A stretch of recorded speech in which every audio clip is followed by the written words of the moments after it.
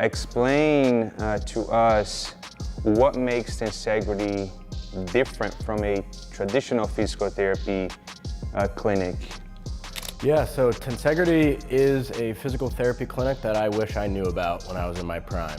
You know, as soon as you walk in the door, you notice that there's a huge space and it's just different than any other place that you've probably been to. Diagnostic tools that less than 5% of physical therapy clinics in the entire country probably have. It allows us to do very, very specific data evaluation and really be able to determine what may or may not be going on with someone.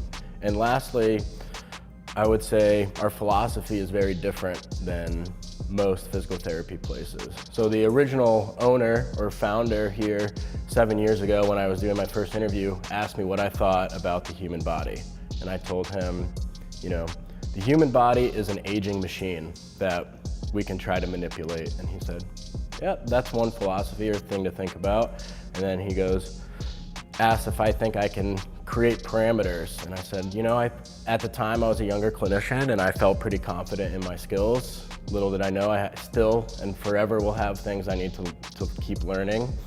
So what he told me is that we see the body as a non-linear, dynamic organism. So it's very difficult to determine, and that's why every single person that comes in here needs to be seen through this model or lens, because everybody is an individual to themselves. So that's where the name Tensegrity kind of comes out of or comes from. It's a term that's been around for a while, mostly in engineering, but it's in the way that we think about it through the body, it's through tension and compression that keeps our body up against gravity. So we have bones, our structure that is there, and then we have our tendons, ligaments, connective tissue, fascia surrounding it, creating this dynamic relationship from a structural level all the way to a cellular level.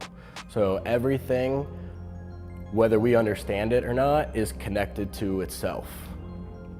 This is why when people come in, we have to think about not just the body part. Let's say Armando came in for an injury and his knee hurts. A lot of times what can happen is we get really focused on that one area. But what we need to do is we need to step back and we need to think, why would that area break down? It's different to every individual, whether their age, their genetics, their makeup, the different amount of sports they're playing, are they playing the same thing, how's their movement quality? So you gotta step back and kind of get an idea to determine what may be the actual cause, or what is leading to this, that the body, this non-linear organism, dynamic organism is resulting in these pain responses that your brain's feeling. So I would say, in a nutshell, the stuff that we have here, the diagnostic equipment, the philosophy, the multidisciplinary approach, that's what separates us.